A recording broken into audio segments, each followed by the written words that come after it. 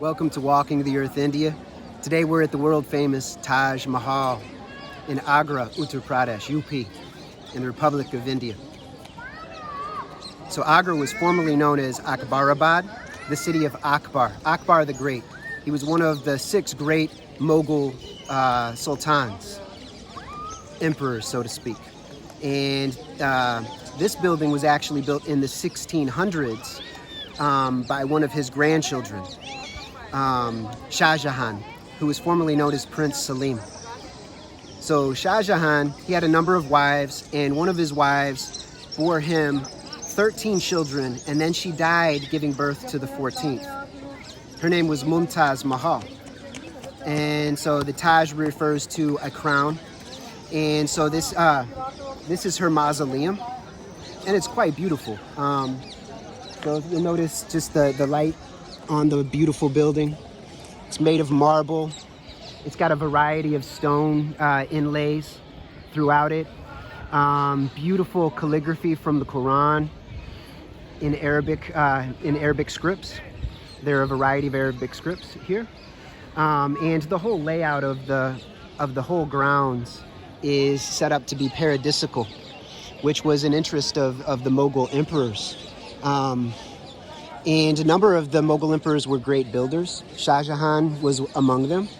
And I have great respect for the artisanship. He brought in laborers and artisans, architects, designers from all over the world at that time. Some of the work was done from Italians. Some was done by people from South Asia and from Central Asia, from the Ottoman Empire, from Persia, of course, and the Middle East. So it's amazing, and it's quite beautiful. It's stunning, and there are these beautiful parakeets flying around, green birds. There are eagles here, pigeons. It would be nice if all of the water was running with the fountains, the way it traditionally was. But it looks like they've got them shut off for the day for whatever reason. But it's still lovely. It's very park-like, lush green. There's like a little stand of trees over to my right. And while I love this location, it gives me pause to think about a few things. I've noticed as I traveled around these giant building projects from emperors, from caliphs, from sultans, and it's fascinating how these massive building projects required tremendous amounts of energy, of labor, of blood, sweat, and tears, and tax monies provided from a number of resources, sometimes from warfare and plundering. I'm not certain about how Shah Jahan himself obtained this fortune that it would have cost.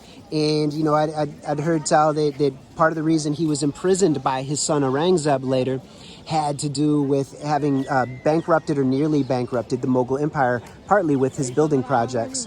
We'll discuss it maybe at the Agra fort, but Aurangzeb, who was his son and his inheritor in a sense, winds up imprisoning his father over at Agra fort within view of this building. And, so Shah Jahan wound up spending his final years looking out through a window at his wife's mausoleum, which is very, I also heard that he was only able to have a choice of one type of food per day, and he chose lentils because dals could be prepared in a variety of ways. I think that's genius and beautiful because I love lentils. Dals are really, really a nice dish to work with, or a nice plant to work with, legume. But anyway, so Shah Jahan was imprisoned, and then I just read today that Aurangzeb winds up killing his brother Dar Shikoh, and I need to look into the reasoning for that. But the story is that he beheads him and sends the head to Agra Fort to his father as a gift, while Shah Jahan is eating his dinner, eating a meal. So that seems very pathological. So we'll look into that a little bit more. If you know more details about this story, its truth or its falsehood, please put it in the comments. But the main thing is this: it's such a, they talk about form follows function, and but I look at this building and I think about the functionality, and the functionality clearly in our age, in our context, is related to beauty and inspiration, geometrical excellence. It's proportions and its loveliness in the coloration, the textures, the way that light hits it, especially after all of the rehabilitation work that's been done within the past few decades, which is quite brilliant as is. But think about how many people put their energy into this building, and while now it's available to the public in the sense that we pay a fee to go and see it, it's not for just anybody. You do have to pay generally. I believe the masjid, which is on the grounds, which is quite beautiful, and similar to the Jama Masjid in Delhi, Muslims are allowed to pray there on Fridays on Jummah from noon until 2, I believe. But they're disallowed from praying there at other times, and that's a shame, because the masajid are for the people. And this building, it's built for Shah Jahan's wife, and people always interpret this as being a romantic gesture. The romance, this was the mother of 14 of his children. I mean, and that is a beautiful thing. And it sounds like they clearly had a connection. But at the same time, the extravagance of building such a tomb for one person is really quite, I don't know, it's very extravagant. And like, I look at it like, if we do public building projects, they should be for the people, some usage for people. And here it's like, so I don't know, I mean, I'm a little torn about it because I do appreciate it and I'm thankful to be here. But at the same time, how many people put their energy into, how many people were taxed for this? How many people had to struggle because of this in a variety of ways? How many people lost their lives to procure all of the stones and the materials necessary to make the tools and to make this building? Inside the Taj Museum, which is, it's a nice museum. It shows miniatures of Shah Jahan and Mumtaz Mahal and Aurangzeb and Dara Shikoh, and a number of the characters within this period of the Mughal story. It's got a lot of nice elements to it, and it's in a nice building, but there are certain things that are missing. So for instance, as an example, it shows the different stones that were utilized from all over Eurasia to make the pietra dura, the hard stone, the inlay of the geometric, I should say the floral patterns that are above that are all over the building. They come from, they have stones from Iraq, from Afghanistan, from all over, what's now India and Pakistan, from Sri Lanka, from Tibet, from Ladakh area. So it's from all over, up in Central Asia. It's quite amazing. But they should put a display also about the recorded workers who participated in this project. What regions of South Asia were they from? What regions of the world were they from? Because we know that there were, like I said, there were people from Anatolia, from the Ottoman Empire, and maybe stretched from all across. I'd heard that Sinan had an influence on the Taj. So then when we include who participated in building this and designing it, then how do we include the influences that went into it? Like, I'd heard that there were a number of buildings, like Humayun's tomb in Delhi had an influence on this. I'd heard that down in Madhya Pradesh, there's Mandu is a site that was an Afghan site, and I'm not sure if it was a Pashtun site or not, but it's supposed to be quite lovely, and some of the architects were sent there, is what I'd heard, and to a number of other locations around South Asia and around the world. So it would be interesting just to show the interconnectedness of this grand project.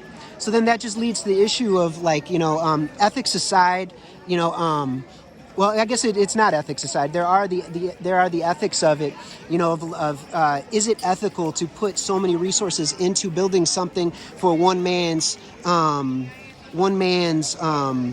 heartfelt connection, or at least to establish the image that it was a heartfelt connection.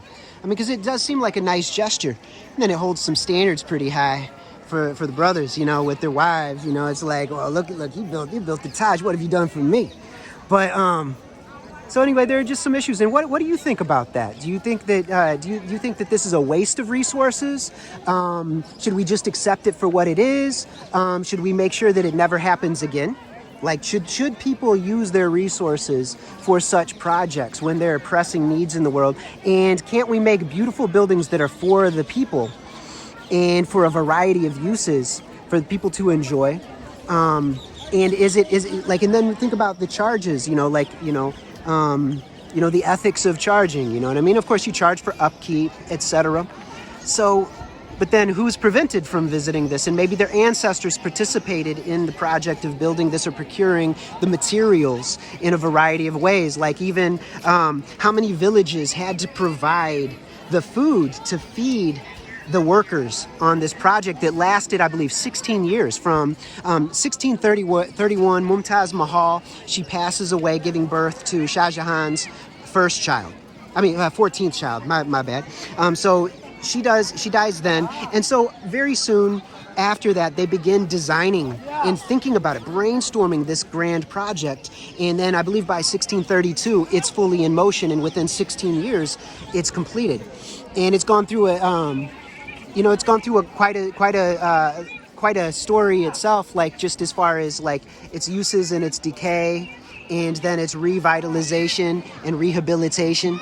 So over here to the left, we've got the sacred Yamuna River, which we'll take a look at. Now the Yamuna begins up in Uttarakhand, not far from where the Ganga begins. And really they're the same river system.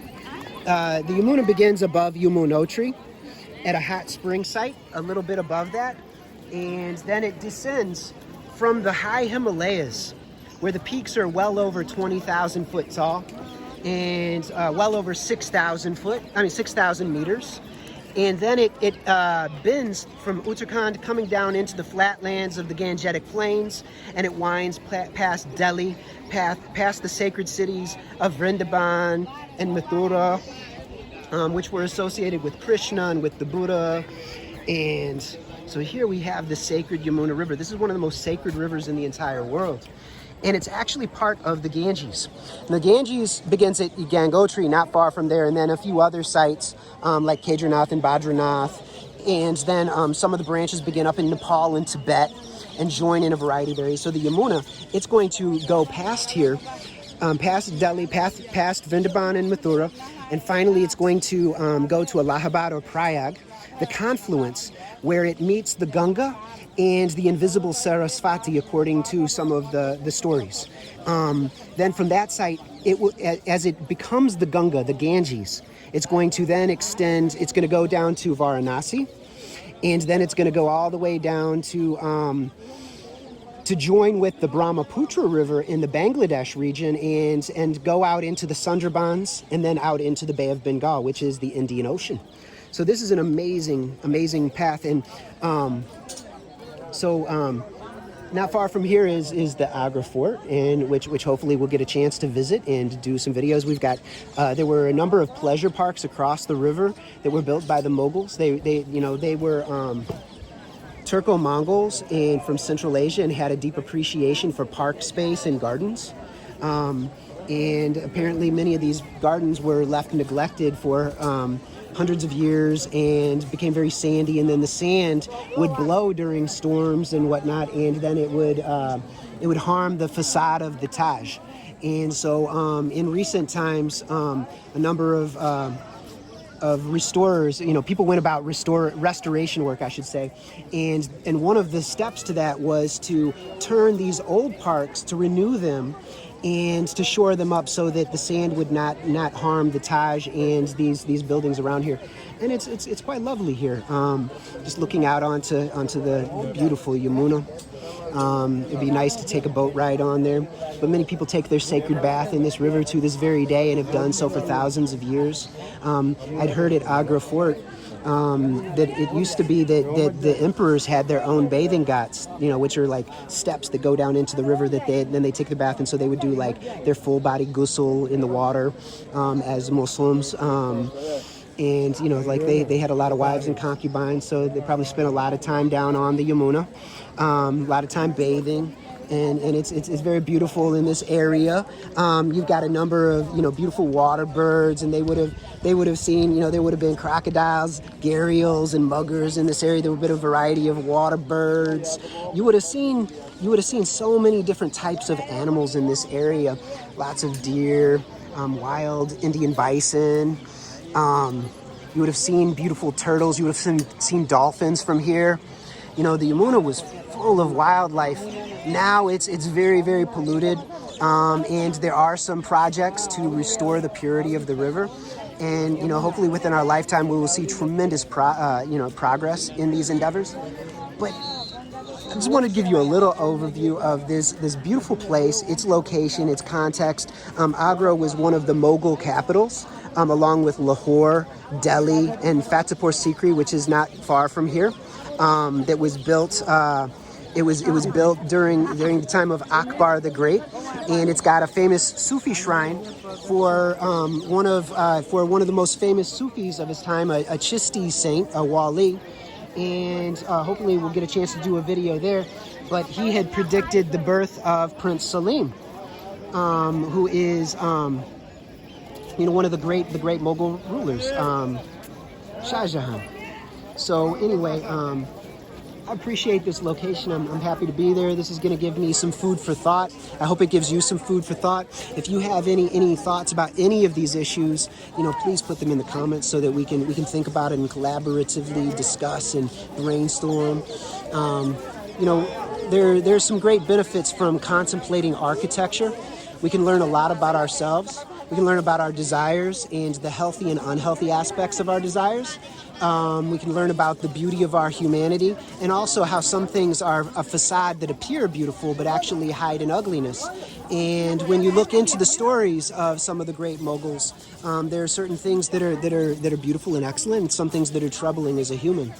And troubling, you know. So let's just kind of think about this and its story, and maybe if there's something more specific you'd like me to research and discuss and to think about, to contemplate, to pray on, you know, let me know in the comments, and we will do our best to accommodate you. And you know, so anyway, I just wanted to show you this lovely location, and it's starting to cool down. We're in the month of September. The monsoons are ending, and it's fairly hot. We're not, you know, it's going to be cooling down as we move into October. And then the real tourist season, the beautiful time to be in India, is going to be like November through February or so. So that's a really ideal time to visit here. The prices are a bit higher at that point, but it's you're not going to be, you know, soaking all your clothes through. That's one of the challenges here. You're either going through clothes fast because of rain or sweat. But now it's cooling down in the evening. We got some dirty skies. Somebody doesn't love us. But thankfully, looking at this beautiful nature, we know that there is a lot of love in this world. And we know that this source of love is also our return. And may we be successful and live this life in a beautiful manner, walking this beautiful path, walking this beautiful earth together to achieve our potential as humans, individually and collectively, inshallah. So until next time, you are loved and appreciated. Be happy. May you be successful in your efforts to be the best human you can be. Till next time, assalamu alaikum wa rahmatullahi wa barakatuh.